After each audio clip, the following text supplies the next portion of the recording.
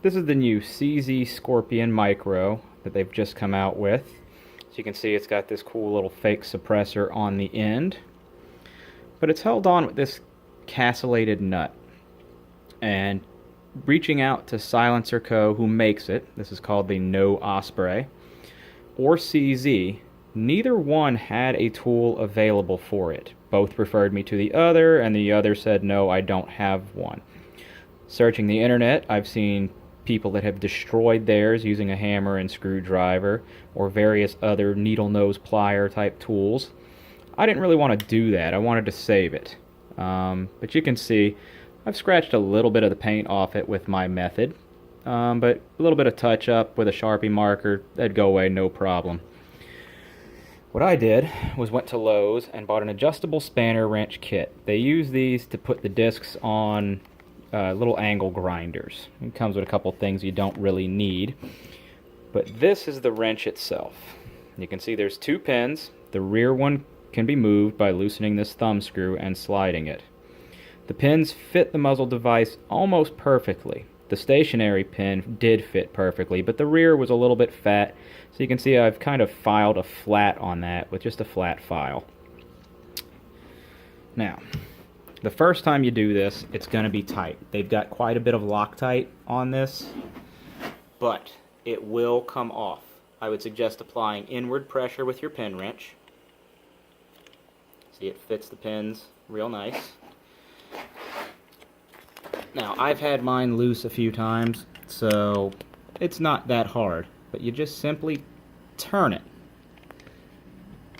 And now you saw it turn. Once it's broken free, I like to take this butt end of this adjustable wrench, fit it in between two of the slots. It fits really great, and just use it as a simple screwdriver.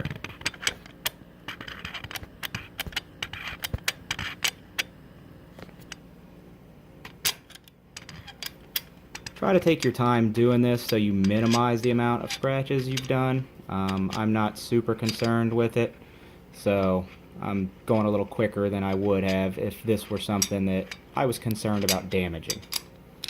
Once it's loose enough, you can just grab it by hand, unscrew it, and this whole assembly will come off. It is 3 pieces. You have the nut, you got an end cap, and you've got this hollow handguard type of tube. Now you can see it's got slots in it. That's probably because CZ didn't want someone to attempt to make this into a silencer and get themselves in trouble. Somebody might try it and get away with it, but they want to avoid that if possible. You can see inside the handguard, the barrel just kind of hanging out in there. Nothing special, just threaded on the end. Assembly is basically the same as the way you took it apart.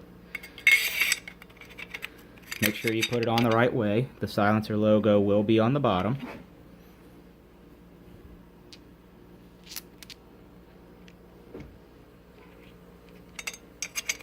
Put your end cap on, put your bolt on, and it will just kind of thread together. Now there is a little play in it.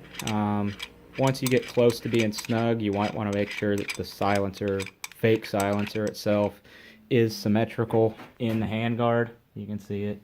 It can be twisted a little bit. But I just use the end of this again.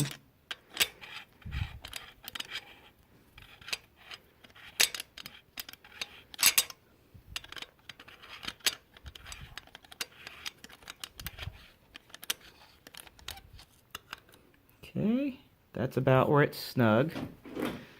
And then I take the pin wrench and I put some torque on it.